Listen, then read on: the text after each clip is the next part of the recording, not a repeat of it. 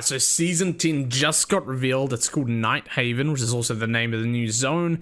And there's actually quite a lot to unpack in this developer post. Now, the dev video is not coming until early October, but we have this lengthy dev blog that'll give us a few insights into what to expect. And it's pretty exciting. Not only that, the update is going to release on October 13th, and it's going to be free, which is pretty important if you ask me. I think a lot of people are going to come back for this, as this might be one of the best updates New World has had in a long time. Jumping straight into it, we of course have the new Night Haven zone, which looks really clean. I'll open up some of these images here. They only gave us a few. There's a little bit of a teaser, but they look really nice.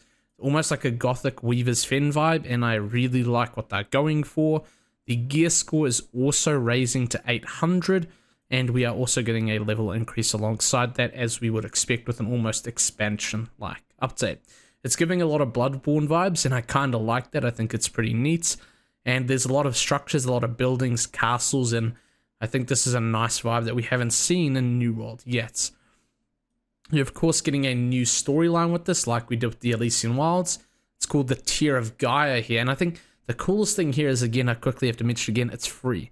This is not a paid expansion. Now, whether that means you still need to pay for Rise of the Enquire to get mounts, we don't know.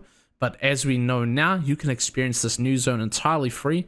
It's going to have the latest in-game and most challenging in-game content, including a brand new game mode called the Catacombs. The Catacombs are the procedural generated dungeons that the developers were talking about a while ago that are going to effectively evolve and change as you play, and it's almost like a roguelike mode, and you can play with up to 3 players, which I think is really cool.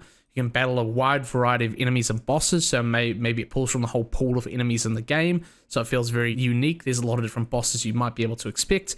We still don't know the full details, but I'm thinking pretty limitless here and where they can go, and I think it's pretty exciting for my PvE friends that wanted in-game replayability. Heck, even as a PvP main, I'm probably going to find myself in here a lot if the rewards are steep and it's a lot of fun. It could provide a massive replayability loop.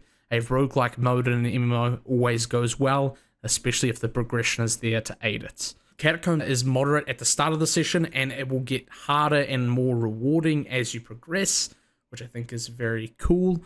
And each time you defeat a boss, players will be able to acquire power-ups that you can enhance your stats with in the instance.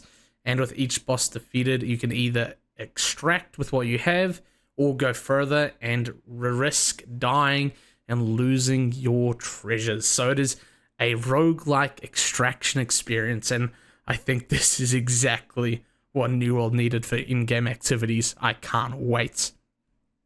That's not all. We're also getting a brand new 10-man raid, the Isle of Night. This is going to feature puzzles, set-piece encounters, and very similar to the Hive of Gorgon raid, it's going to be another phenomenal PvE experience. I think Hive of Gorgon was one of the best PvE pieces of content they made probably ever, and I think this is going to be another one right up there in the books as a fantastic in-game activity. New World is back, and we'll talk a bit more about my hype later on, but new raid, 10-man, 3 bosses, around the same length, new puzzles, new enemy types, and it's going to be the hardest pinnacle content of Season 10, demanding players to gear up and coordinate. I can't wait to raid prog this day 1 or day 2. It's going to be a lot of fun, and it's free. Everyone gets to participate. Overhauled in-game progression. This is some of the meat and bones to aid the new content that's going to change the game completely. When I mean change the game completely, some of these systems we're about to talk about are going to effectively change the game entirely as you know it. First of all, gear cap is going to 800 gear score and level 70. Of course, this makes sense. PvP modes will also scale to 775, allowing for a little bit more of a competitive playing field for newer players. Now, the new gearing systems. This is where it gets interesting and very into the unknown, which excites me. New gear modding system, perk charms. Instead of 1 customizable gem slot, you can now have up to 4 empty sockets to install new perks called charms. This almost gives me the vibe that it's like a gem that we currently have, except it's a perk, and you can slot that into an empty perk socket on a gear piece. And the tier of gear is going to indicate how many empty sockets you get to make it your customized piece of, effectively, I would say, best in slot gear for Season 10. Which means this is going to play heavily into the grinding and in-game loop of getting nice drops to customize and crafting perk charms. Perk charms are going to be a refined and crafted resource with rare materials that drop from in-game content, and I think this is going to incentivize a lot of the procedural and raids that will allow you to merge and make these perk mods, and I really can't wait. To be honest, I think this is a cool system that's going to allow for more diverse builds, and it doesn't stop there. Set bonuses, we already knew about these. Set bonuses are ultra rare sets of gear that will be earned from pinnacle in-game content like Isle of the Night, Catacombs, and the PvP track. They will encourage players to mix and match these sets to achieve their desired build type, and they aren't all or nothing. This is just going to open up gear diversity and build diversity even more than it already is upon perk charms, and this is still not as crazy as it gets. So, of course, they mention all the different combinations for set bonuses, and it's important to mention how many set bonuses you can have. At first, before we knew about it, I was assuming that set bonuses were only going to be for armor. I was wrong. Set bonuses are literally going to be for every single type of gear slot. 10 total. You can have it for weapons, you can have it for jewelry, and they even list all the different combinations that you could possibly do with the different amount of, gear sets. So you could do 2, 2, and 2, which would equal 10. You could do 4, 4, and 2, which would equal 10. You can do 5 and 5 set bonuses, which would equal 10. You can do 5, 3, and 2, 4, 3, and 3, 4, 2, 2, 2, and 2, and you can do 3, 3, 2, and 2 as well. All the different set combinations you could possibly do with however many set bonus sets we're going to be able to grind out. Whole new gearing system, whole new set bonus gear that we're going to be able to farm. I cannot wait. And it's into the unknown. We don't really know much more other than this blog. Jumping into the next system, Umbrals make a grand return. Now, I personally have always loved Umbrals, and it's great to see them return. A new generation of Umbrals, as they call them. That means gear in the new paradigm stays viable. That's right, you did not read that wrong, and I did not say that wrong. You are going to be able to upgrade any 700 gear score gear with Umbrals. So any of your best gear you currently have is still technically valuable. Now, there is a couple qualms to this, noting that Umbrals are going to be a new wallet currency with a weekly rate limit to earn. This effectively creates a new weekly system. I don't really like gatekeeps, but I also understand their importance in player retention in MMOs, and most MMOs have them. It's a system and it's a fad that's never going to go. And as much as I'm happy with Umbral, again, I don't like the gatekeep, but it's also kind of expected. It's a currency at the very least, and you can also use it to upgrade your old gear, which I think is going to be the main purpose. So yeah. Also, they mention in the last sentence here, the limit is going to keep Umbral's value from deteriorating over time. This heavily leans into me that you are going to be able to maybe trade or sell Umbrals. I don't know if that's true. Maybe you would be able to sell Umbral carries again. If the, let's say, Isle of Night is the best way to earn Umbrals per week, then maybe you sell carries to Umbrals. I don't really know. It's going to be interesting. And next up we have infix perks. Now this is where the headline of the video comes into play. There will still be unique gear pieces with powerful and rare perks called infixes. These will function similarly to how the unique perks on artifacts work. Now this sentence is structured in a way that makes me believe, and this is a rumor that makes me believe we might not be seeing artifacts anymore. This is a pure hunch. This could just be me going at a whim, but I truly believe that we might be seeing the end of artifacts here, and I am honestly happy about that. And the reason why is I think artifacts were, while fun and created diverse builds, I think this new system is going to replace that in a more diverse way. And not only that, I think this new system is going to be much better for just progression in general. The old artifact system, you would get an artifact from an OPR box that didn't take any time, and then on top of that, you would have to do these dumb quests like kill 5 mobs, kill a boss in Genesis. It was goofy. To be honest with you, it was just filler little quests to unlock your artifact perks. Now, though, you are going to be able to get infixes which have the power and maybe the even aspect of certain artifacts and slot it in to a perk charm slot. Remember the empty sockets. It's quite literally reminding me of Path of Exile 2. This is a Path of Exile 2 system, and I think it's genius. This is fantastic for in-game player replayability and retention. You're going to be able to customize your perks.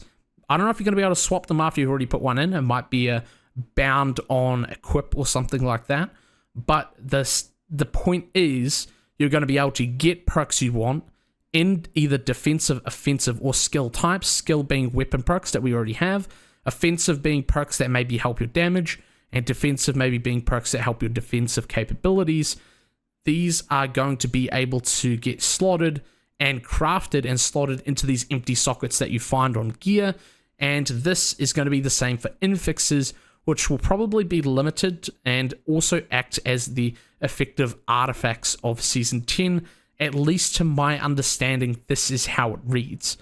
So what this means is I think there's going to be entirely new perks, infix perks, that have entirely similar effects to a lot of artifacts we've had, but you can put them on different pieces of gear now. Here's a hypothetical. Imagine they make the Finisher's Harmony, which is plus 15% damage to bleeding enemies, allowed as a perk on any weapon.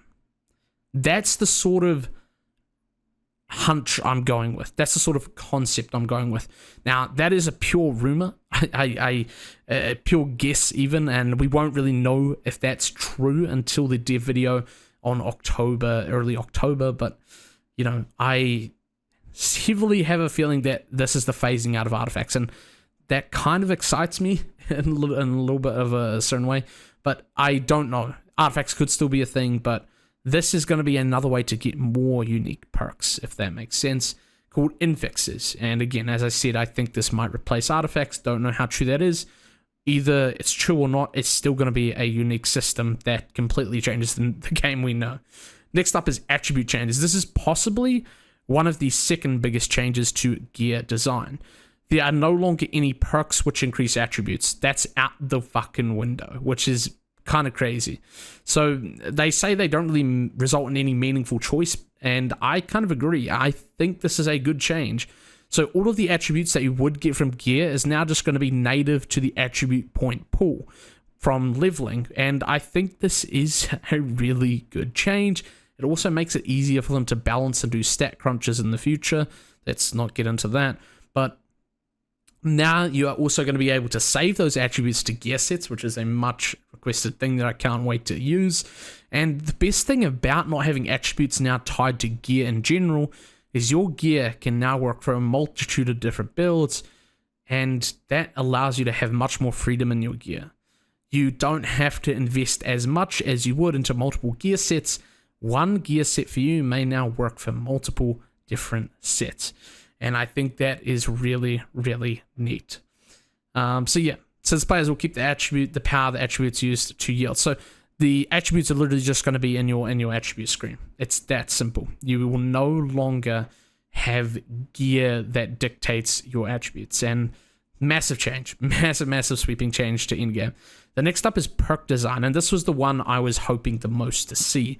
They have done a massive sweep through the complete collection of perks and made structural changes with their goal to basically select conditional and thoughtful perks and eliminate the must-haves like Enchanted Ward. So Enchanted Ward and Refreshing, cooldown reduction, and all those kind of perks, those basic necessity ones like Shirking Heals, for example, that you need at an in-game competitive PvP level, you're going to be saying goodbye to. And I think this is great. They're now going to be putting an emphasis on perks that are unique and have drawbacks, and I think this maybe means perks like conditioning might stay. They do say conditionals here, so a lot more of those conditional perks that might be more unique and meaningful to your playstyle rather than someone else's playstyle, rather than both players need said perk. It's more now a case of, does it work for you? And I think this opens up way more build diversity, and it's going to be way more interesting to see what people come up with. And again, this whole thing here, even though I'm just speculating here, this is going into the unknown. And that's what excites me, is we haven't had this feeling for New World of going into the unknown since probably 2021 release. Of course, we've had snippets of changes here, artifacts in 2023, really small changes, really small gear changes, but we've never had such a significant change that changes everything you know about the game and how you gear in an MMO. This is quite literally, you could even say a soft reset. It's going to feel entirely new to everyone, and I think that's cool. I think that's really cool that it's new. It's something we get to all experience together for the first time and go into the unknown, theorycraft all these different ideas, and it's really cool. We have another image here of a mansion. It looks incredible. The world design is always cooking this game, and the more I scrolled through this post, I reacted to it live on Twitch, the more I got excited. Now, I'm lowering my temper here to make it more neutral in the video, and rather than spill my personal opinions, just prove the point to you guys and how I feel and, what's coming. And so the brief insight we have until the full dev video. Next up, new OPR map. We are getting the brand new OPR map in Season 10 as well. The content doesn't stop here. This is the leaked map we had that we saw in the data mines that we also get to try at the end of this Season 9, and I will get onto that. This is a vertical map with 3 layers on a big commanding castle with depths below, and I think this map looks incredible. 20v20 as you would expect. This might be one of my new favorite maps. I think it looks so damn cool. The aesthetic is incredible. I'm not going to put any images on screen because I might get taken down for that, but we have a picture of a werewolf here, which is kind of out of the blue because this isn't actually part of the OPR map image at all. This is actually part of the zone. And it has, a werewolf enemy in it, I believe. Pretty cool. Make of that what you will. We knew we were getting vampires and werewolves. Anyways, keep on the lookout. They say get a sneak peek at the Season 10 with the OPR map preview scheduled for 23rd to the 30th. That means on the 23rd of September, we get to play this map next week for a week until the end of the month, pretty much. And then again, we get the full chonky developer video going over everything in depth in Season 10 in early October. So again, a lot of the things I mentioned in here are speculation. It's going into the unknown. We don't know what to expect.